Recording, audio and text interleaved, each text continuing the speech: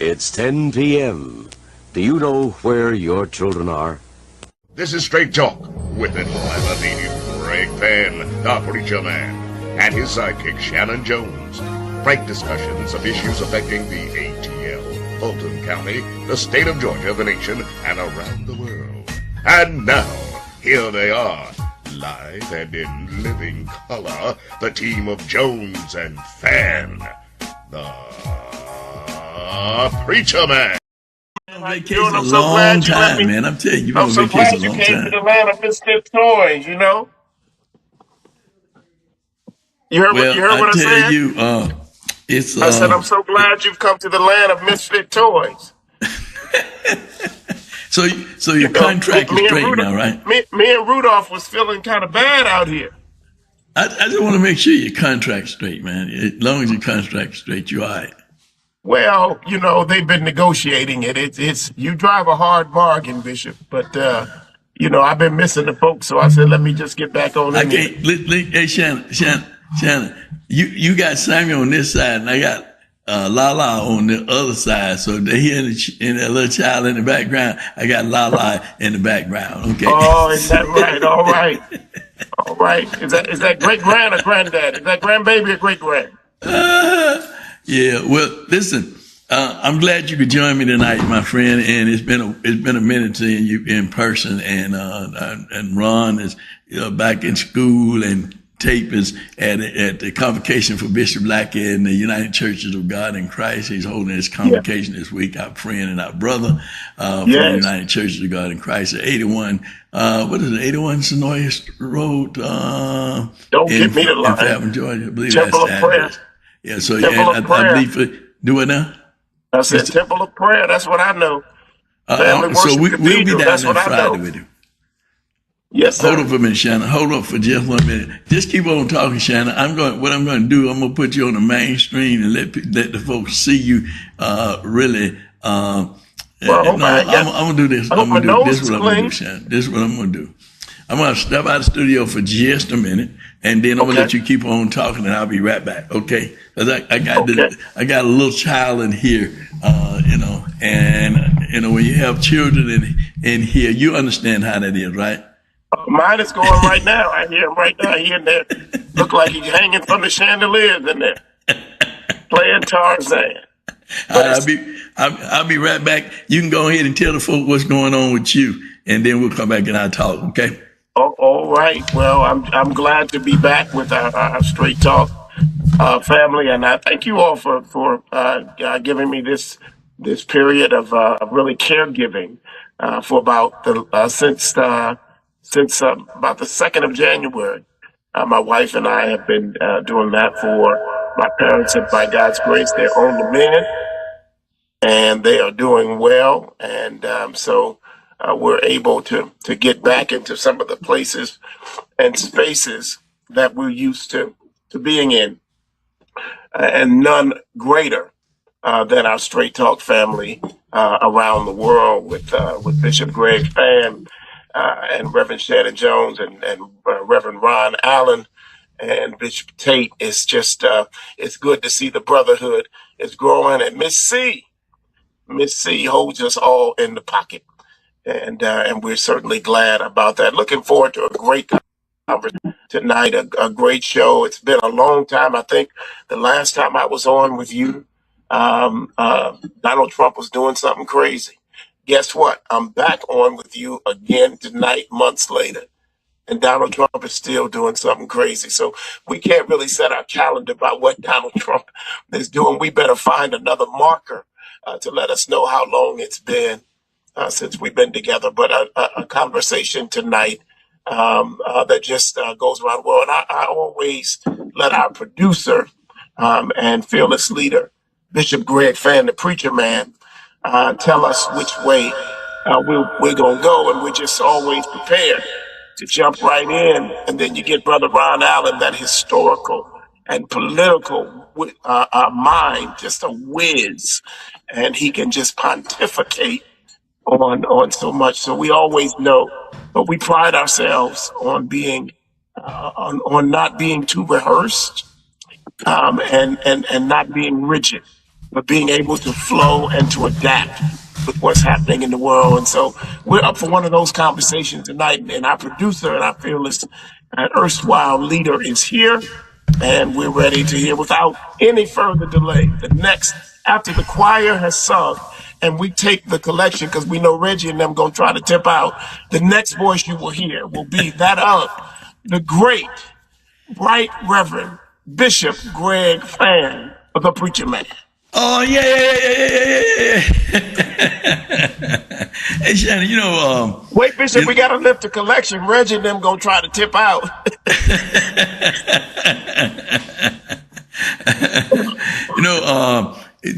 Tonight this is going to be more like you said, pretty much a free fall discussion, because we have it's so much going on, Shannon. It's just so much going on.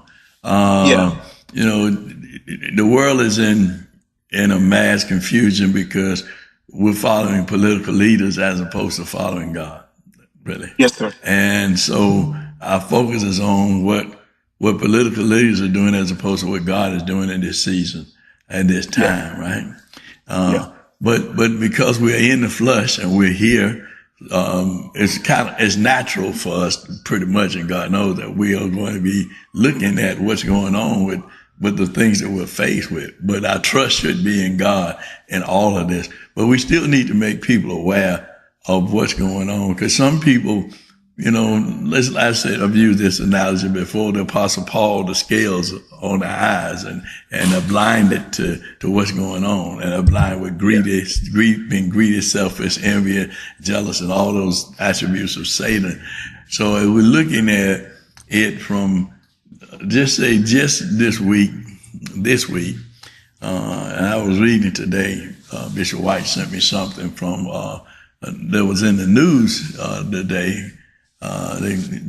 About the Fulton County Commissioners and how they voted down supporting the TAD for the city of Atlanta.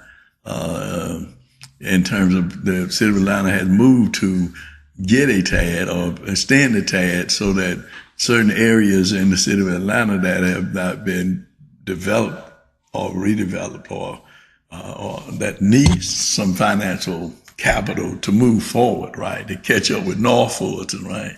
And so in terms of even getting a hospital in the West End, which we so desperately need, and hospitals, we've shut down some of the hospitals, but they voted to shut down, not to extend the TAD. And one of the commissioners who we supported, who was a friend, we believe to be a friend and an advocate for the people, voted not to support a TAD, to extend a TAD. And I need to not call that name, but you know who I'm talking about, and many of the people that are listening, they know who I'm talking about. But the reality of it is that, we keep electing people that getting there, that talk about they're going to be there for the least, the less, the lost, and the left out. But yet, their action, what they do, their votes, does not benefit the least, the less, the lost, and the left out. It continue to look out for the interests of the wealthy, and those people who are doing okay, right? So that's an issue. And I just want you to kind of, jump in on that in terms of, from a discussion in terms of that we need a hospital. We need hospitals. There's no doubt about it. They've closed down 2 hospitals. They want to extend Medicare benefit. I've been saying that we need universal health care for all.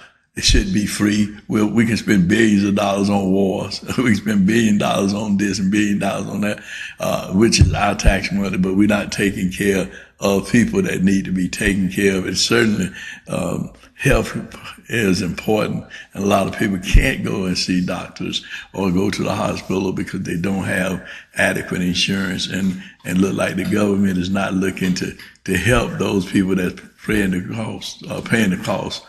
So I'm going to leave it right there and leave it at your lap to talk So a little from a bit more. prophetic standpoint, we used to elect people. We wouldn't have had a Black Mecca.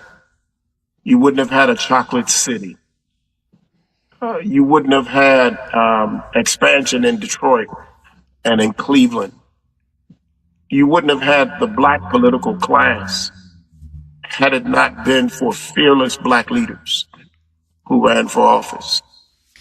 Unfortunately, it seems politics is a place where cowards go now. It seems like a place where if you're a coward and you can communicate well, but you don't have a spine, you can always go get elected to something. And I think that there are those who look for that. Now, that's not everybody. Now, hear what I'm saying. I'm not saying that's everybody, but it's far too many. It's far too many who are spineless and not prophetic, not willing to speak truth to power. And I'm glad for the Maynards. I'm glad for the Marion Barrys who stood up and who decided that they wanted to empower, and who decided that those who were under their political their constituency, that they would serve them and give them what they need. I don't care what the tax base is. I don't care what the tax base is of Buckhead.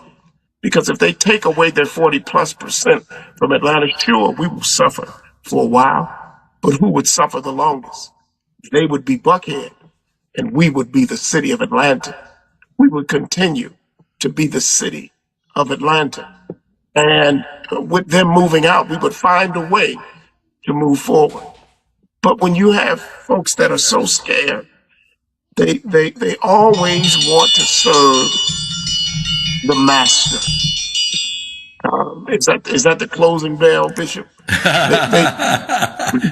They No, always want to serve. that's not the closing bell. That's not the closing bell at all. That's just Okay. the phone ringing to let me know Okay, that I somebody's got trying you. to call me.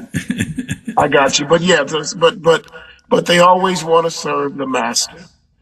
And unfortunately, we just have to move beyond the politics of step and fetch it. And we need a resurgence of prophetic political leaders who are not afraid, who are unbought and unbossed. And what that really is, and I'm going to say this on our air tonight, is that is a spiritual problem. Fear is a spiritual problem. And that's why the word says that God has not given you the spirit of fear, but of power and of love and a sound mind. How can you say that you have power and you can't even love or show love to the babies who are suffering in Metro Atlanta, to the elderly who are suffering in Metro Atlanta, to the ever expanding poor who are being pushed into the margins? And you have the political power, you have the vote, but you don't have the willingness or the spine to stand up. So what good are you to the people? And what good are you to God? You know, Shannon, you hit on something I think that's very important for us to know and to understand in terms of leadership and those people we put in power. There's a thing that's called courage. Courage. And the one thing that I can say about the late Vincent Ford, I say this all the time about Yes. Vincent. Vincent had courage. He had courage. Yes. He fought against those people who said it can't be done, it shouldn't be done. Go somewhere and sit down and be quiet. But he was just a person that really looked out for the least, the less, the lost, and the left out, and did not care if he fought the power structure or whom he fought. Like the late Reverend Hosea Williams was the same way. We don't Yes. have those people that's going to Yes. stand up in those places or in those rooms or in those spaces that are elected Yeah. to say, this ain't right. And I'm not going That's to go right. along with it because That's right. it's not right. I mean, on That's the right. local level, even on the city That's council right. level, the commission level, the state house level, wherever you're elected to, they're just not willing to stand up and say it's not right. It's not right what we're doing to the people. We're hurting the people. We're here to That's help right. the people, but we're hurting the people. We're making the richer, but at the same time, we created a class of people that have nots. When we talk about people sleeping in the street and people, not having a place to stay and all the mental issues that we have. When they closed down Millersville, which was a mental hospital, there's no place for people to go when they had a place for people to go that had mental issues, right? Now we're trying to create little silos of places to deal with people with mental issues, but it's a band-aid. When they had a facility that dealt with people who had mental issues, they shut it down years ago. I mean, so, but we're not looking at the problem and the root of the problem because we can make more money off of this or we can make more money out of this, shut this institution down. That land is valuable. We can use that land and repurpose that land for something else. I don't know if they did or not, but I mean, that's a concept that they do use. We can close this down because we can repurpose this land to do something else or we can do it for something else. But the people are left out. There are people that left out. We can go back to the government projects. I call them a government project because they were the project back in the day. But they repurposed all of the government projects where people would at least have a place to go and stay and to raise their family. And they build these places. And they said, well, when we get through with them, you can come back. But no, the people couldn't come back because now those same places that were government projects have now been repurposed. And now those one bedrooms are $1,800 or $1,500 a month. And those same places that were places that would, those people who would probably be homeless now would probably be living and many raising their families, you know. So, I mean, this is real talk tonight, Shannon. It's just, we didn't plan for this, but it's just really been burning on my heart in terms of, from a spiritual aspect of it. Where is the church in terms of the unification? I remember Reverend Milner years ago, when Reverend Milner created that Oasis, the Odyssey program that dealt with those kinds of things when CBC was dealing with the homelessness issue.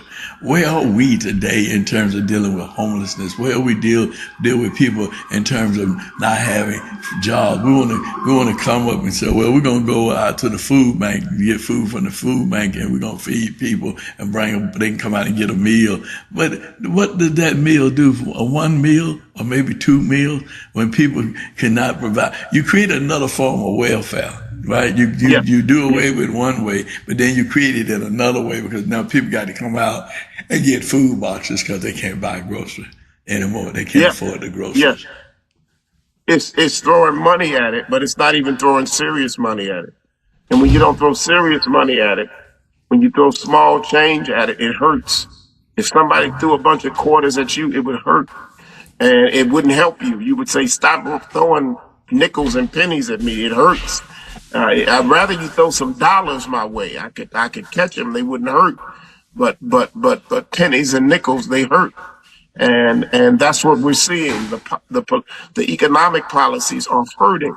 They're not helping the people. They're not thought out, and they're far too small. And it has a lot to do with what the focus is. 70+% of those inmates right now tonight in Fulton County Jail are struggling with some type of form of mental illness. And we're seeing that happening. We're seeing folks struggle with this more and more. I drive down Old National Highway today, and I used to see 1 or 2 men on the side every now and then, and some of them might have had a bottle, and they might have just, been someone who is self-medicating themselves. But now I'm seeing young people in their 20s walking down the street, talking to themselves, struggling, mental health challenges, mental health crises. We're seeing this with the rise of guns. We woke up this morning seeing young men breaking in cars and a police chase on Highway 85. I went in the grocery store the other day. I said, I'm gonna get some lemons for this voice that's been going in and out on me. The lemons were $1 a piece. $1 a piece. I was talking to some elderly sisters and brothers the other day, and they talked about how their Social Security check, how the money that they are allotted, how that's been shut down. Unlimited. I said, well, how much has it been? They said, we used to get hundreds of dollars. Now we get $110 for the month. For the month. And Trump is, we had to bring him in here. I know we were talking the politics of local, but it just seems like the local are doing what the national or the federal is doing. The country is in this situation, and the president is trying to get a plane fixed. He got 2 planes that are coming right now at Boeing. He's got 2 SAM 2900s that the Air Force considers Air Force One. And then he's got a plane now that he's paid, that he got for free. They spent $400 million on it, and he's getting ready to go get it maxed out for a couple of billions of dollars. And people are struggling. People are suffering. Well, you know, the plan is that they've said that they were going to do is in 2036 they're going to cut the benefits anyway of Social Security. They're going to rename it something else. No, they've been dealing with Social Security for the longest. They've been wanting to do away with Social Security for the longest. People don't get a whole lot of money out of Social Security anyway, because if they don't have a pension plan or some other kind of way of having income, then they just, you know, they're just outdoors. I remember my mom retired from the Atlanta School Board. And as a retiree from the Atlanta School Board, my mom only got the pension. And that little pension check that she got from the Atlanta School Board, I think it was like $800, $900 a month. Fortunate that she was able to pay, her house was paid for, and she had a son and children that would help her augment the thing to help pay her utility bills, because she wouldn't have been able to stay in her house and if we weren't able to be able to help assist her with her, you know, with her other bills and to buy grocery and the other things to make her feel, you know, still valued, money to go on a trip if she wanted to go on a trip and those kinds of things. But she couldn't have made on no $800 a month. No way, no how. No way, no how. And I'm sure there are people like that right now in similar or like situations, that having to deal with that are senior citizens that are retired, that have invested in this country, in this city, in this state, that are suffering, our seniors, and we forget about our seniors. And we're not, well, you know, that we got senior program, we have senior ball and all those kinds of things to make people, they get dressed up festive, to let them feel good. But let's talk about the needs that our seniors need. And then our young people, the needs that they need. You know, there's so many things that I think that could be done to help people, that's not being done, because we're too busy looking out for big business, and big businesses continuously making money, and those of us who have retired, senior citizens who have retired, that's struggling today. They can't buy groceries. We've heard this before. We got to make a choice between our grocery or medicine, because most of senior citizens own medicine.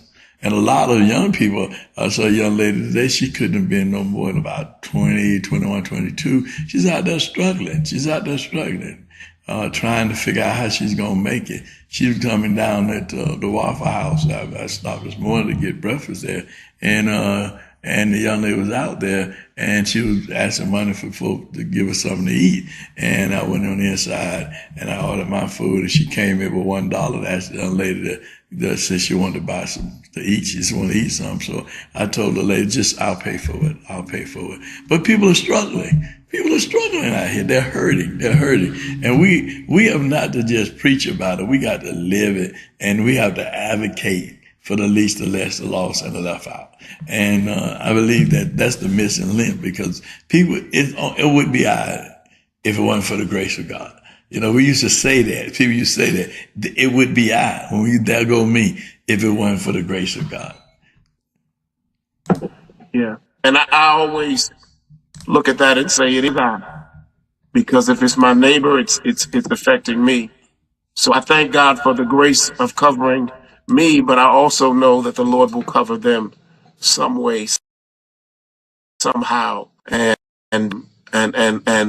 But we've really got to deal with a lot of these mounting issues that we are seeing around the world. And that's why I'm really, I'm concerned. I'm watching the gubernatorial right now. I'm not feeling the energy that I want to feel 105 days out.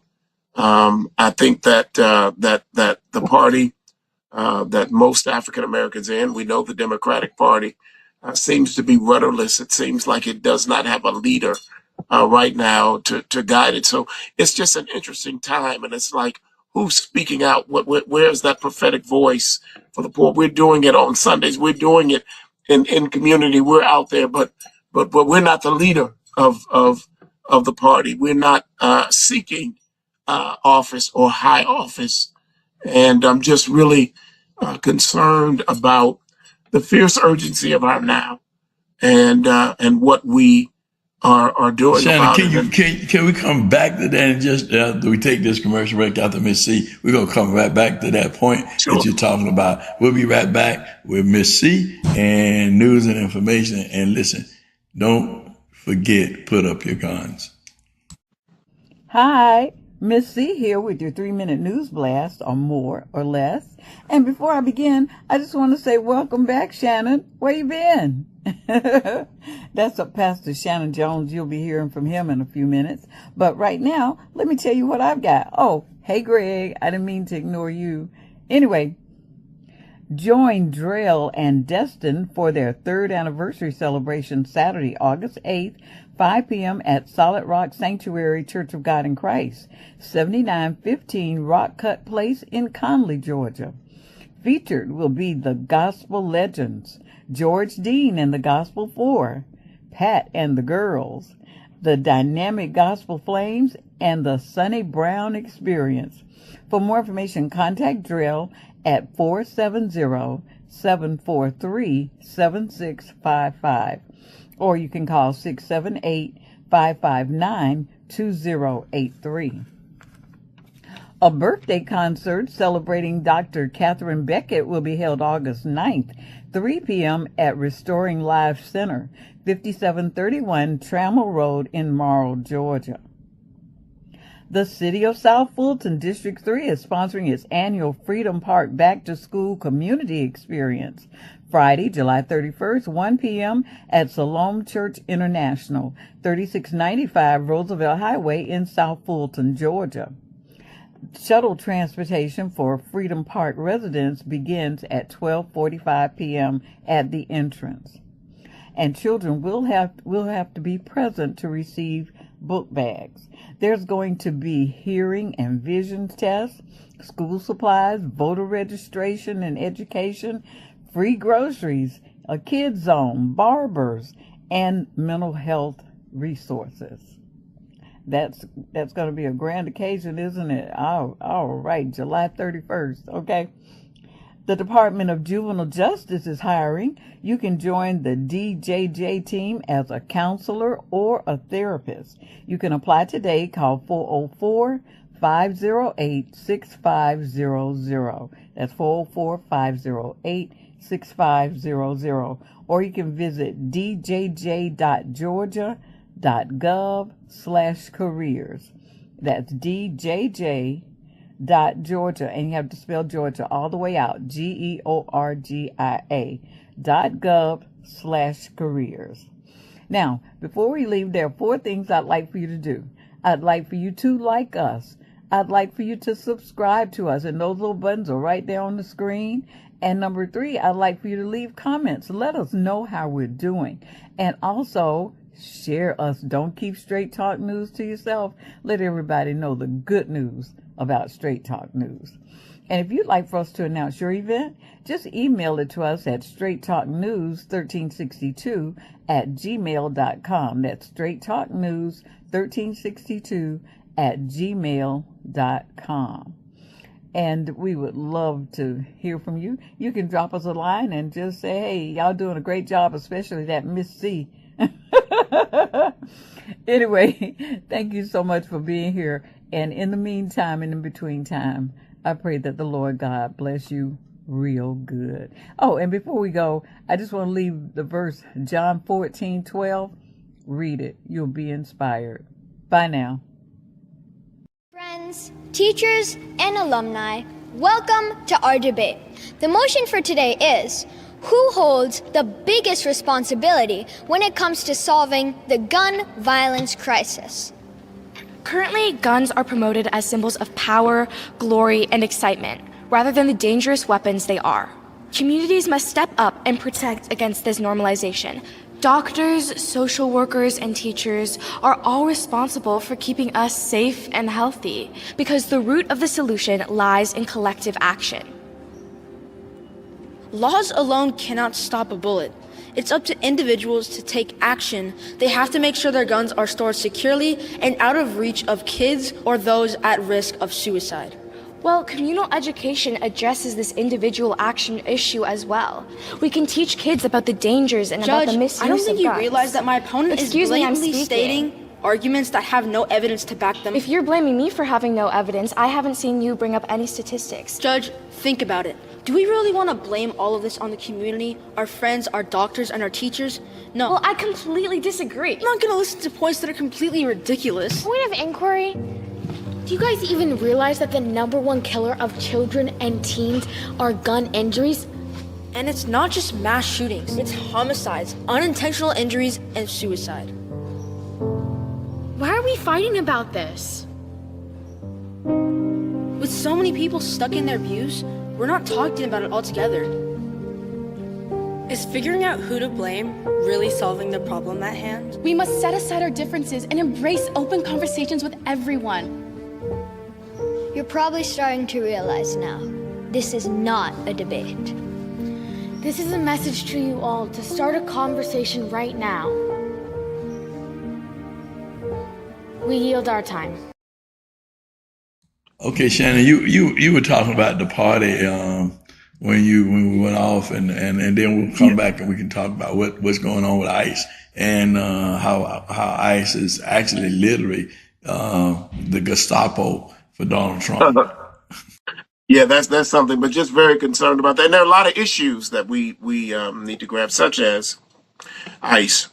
And you know what, Bishop? I really have a theory that ICE is the new KKK. I got a theory that that's the new posse. You remember the KKK back in the day? Those were the judges and the police officers and all that, store shop owners and all that. And that's why they had to put the hoods on, because if you saw it was Reverend so-and-so and Judge so-and-so, then you would have known. So they hid behind their robes. Now today, they don't hide behind robes, but they're hiding behind masks. And you will remember that there was a national ad when I traveled around. This ad was on in various cities that I went to, and the ad was calling for people with military or law enforcement background. And it was like it was like a dog whistle. And I'm thinking that a whole lot of people that the president may have pardoned on January the 6th are some of them folks that are running around with those masks on under ICE. So I'm thinking that ICE is really an acronym for the Insurrectionist Camouflage Employment Program. I think that's what's going on with ICE as we're seeing what they're doing. And you know, it's not a joking matter, because that Gestapo is a federal army that I think that the president, under the thinking and strategy of Project 2025 come to life, I'm thinking that he's trying to set up a narrative where those officers are showing up at polling locations on election day and throughout early voting.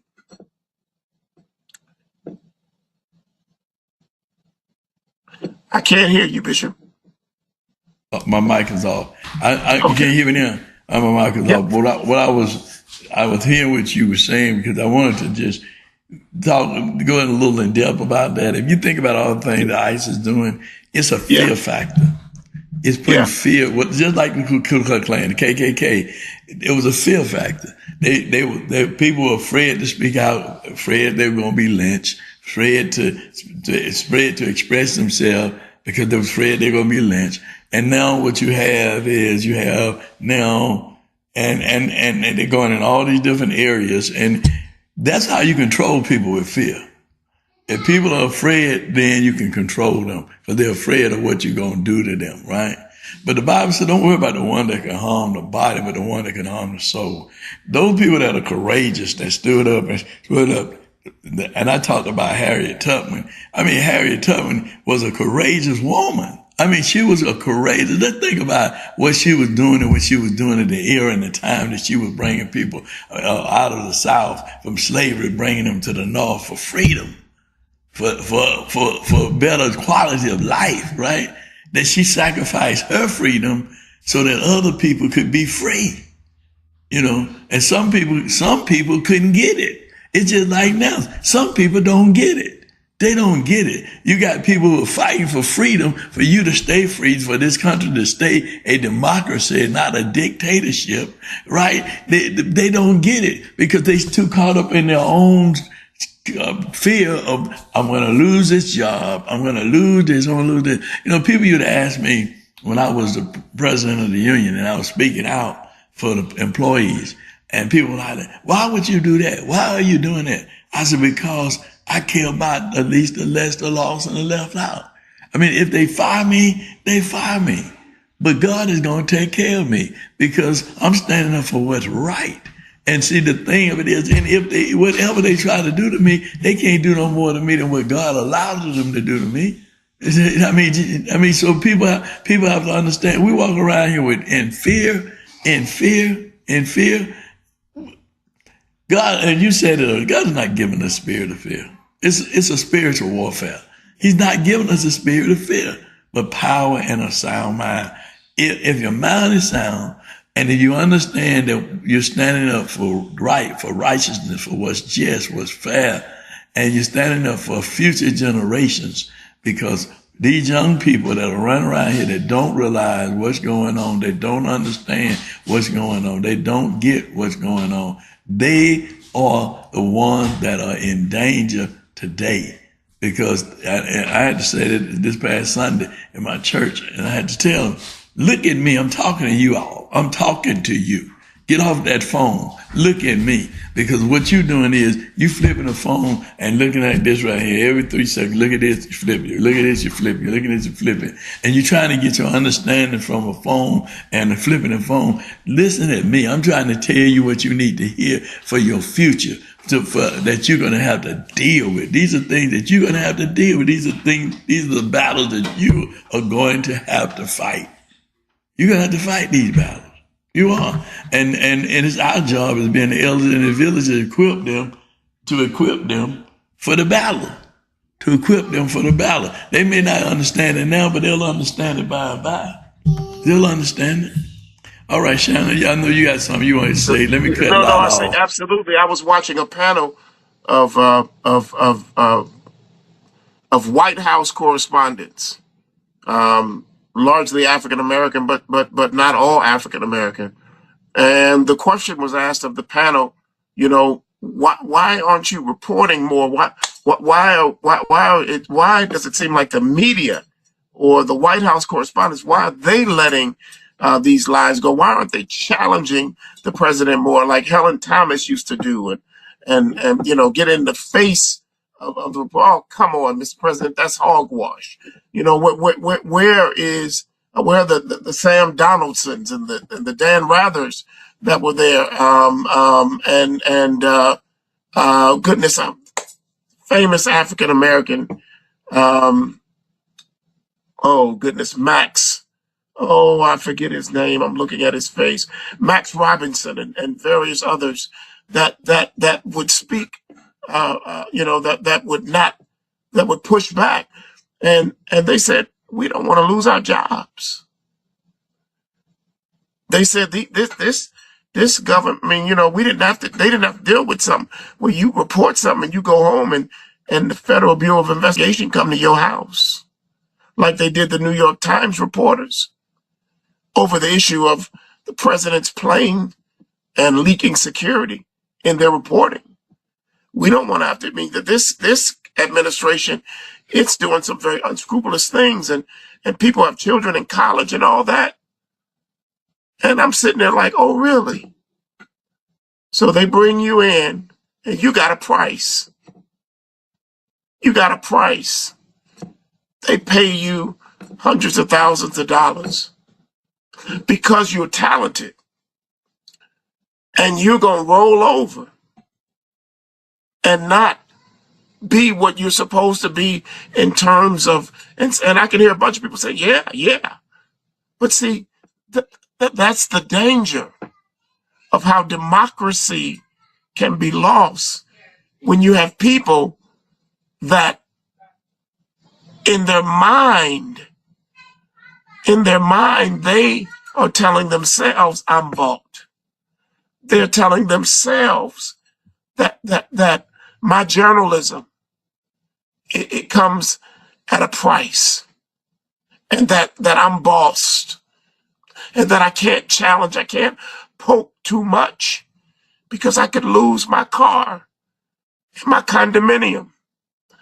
And that's what an autocratic leader like Trump, that's the way they need you to think. Because all it takes for evil to go forth is for good men and women to do nothing out of fear. And so we've got to get out of this something has to shock a revolutionary mindset. It says, they about to put us back on the plantation. They're getting ready to put you back on the plantation because you forgot the historical narrative.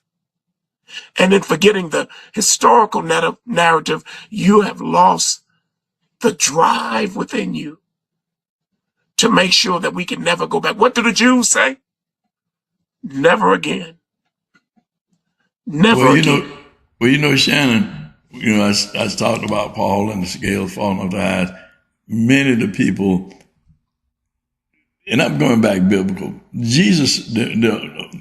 God told the children of Israel, just like he told them, he said, listen, it's in the book of Joshua, he talks about this. He says, I brought you out of Egypt, but don't go back to Egypt. Don't go back to Egypt. I bless you with this and I bless you with that. I bless you. But you've turned your back on me. And because you turned your back on me, I'm going to put you in exile. However, because I'm a God of love and I'm a God of mercy, although I'm a God of justice, I'm going to give you an opportunity to repent and turn and come back to me. The church is like that light that's supposed to be on the hill, that shines so bright that everyone can see it. But it said, but when you hide it under the bushel, no man can see it. So the prophetic ministry from the church, that message is not there. The message is that of an abundance life, of wealth, of fame, of riches, of popularity, for people can call your name. But the name that person I want to call my name, his name is J-E-S-U-S. I want to hear him say, servant, well done. You have fought a good fight. You have kept the faith. Now enter into the joys of the Lord. That's the name, the person that I want to hear call my name. I'm talking about Greg Fain's name. Because I'm not in it for me. I'm not in it for glory. I'm in it for him. Because I know that the greater the reward that he has for me in store for me than anything that man can give me. Because whatever man can give me, man can take it away. But what God give me, can't no man take it away. No man, no woman, no boy, girl can take it away. If God gives it to me, you can't take it away. All right. So, I thought you were about to say something, Shannon, so I'm going to cut my mic off. Jesus said, I've come that you might have life and that more abundantly. So when we talk about abundant life, a lot of that, and I understand what you meant by that, is that many people have misunderstood and have placed that in the wrong vein, and they brought it into vanity. The issue is that if I'm a milquetoast politician that's enriching myself by doing people wrong and bowing down to donors instead of serving my voters, then I really don't have abundant life. If I'm a preacher and I'm preaching and the people are my means to an end, not God, but that I'm preaching and I'm gonna tell people things to tickle their ears so that they can give me money because that's how I live. That Simon of the Cyrene, not Simon the Cyrene, but Simon the trickster, man. It helped me out tonight. I'm foggy tonight. That kind of trickery, that's not abundant life either. If I make man my source, that don't have abundant life. If I'm using people, if I'm manipulating, I don't have abundant life. And if I'm not living my truth and who God has made me, I don't have abundant life. Which is why Jesus came in and said, pause, I have come that you may have life and that more abundantly. Because you ain't living. And you can have a lot of money and not have abundant life. And you can be broke and not have, well, not broke, but you can not have money, physical money, and have absolute abundant life. Think about that. The man without the manifestation of a whole lot of money can sleep like a baby at night. And the man with all the money can't sleep at night. Jesus said, I have come that you might have life and that more abundantly. So what we've talked about tonight, politicians, or if there's some handkerchief head preachers that are using people to get rich, they don't have abundant life. They got something else, but it's not abundant life. Well, Shannon, I thank you so much for joining tonight here on Straight Talk with yours truly, Greg Fan, the preacher man. And it's good to see you again, my friend. Well, I see you anyway. But I mean, back on the program, I know people say, where's Shannon? Where's Shannon? I keep telling you, Shannon is not a contract agreement. Before we end this conversation, I want to let y'all know. It is not. Shannon been saying that ever since we kicked Trump out the White House the first time. We didn't do it right. Contract agreement. He's been saying he's dealing with the weather report and he's looking at this, and he's been doing that ever since we kicked him out of the White House. Shannon packed them up in the truck. We did, but I told you something. Back to, you know where you messed up at? Where did I mess up? Where you messed up? Where did you mess up? No, you know you messed up at. I told you when we packed that truck. I said, drive that truck to Florida. He talking about, no, he want to leave some stuff in the storage in D.C. I said, don't you leave nothing in D.C. You drive that stuff down to Florida. Don't leave nothing in the storage. I knew that's what you. I knew you know that's how you messed up. He took that truck to Mar-a-Lago. I know that you.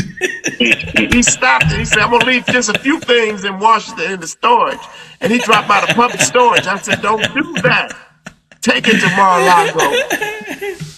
Ladies and gentlemen, it's just a plum pleasing pleasure to have Shannon with me, but I'm telling you, it's not a contract, a disagreement. Shannon, just like he said earlier, he's taking care of his parents, and I always tell him I appreciate him for doing that, because I know how it is, because we had to take care of our parents.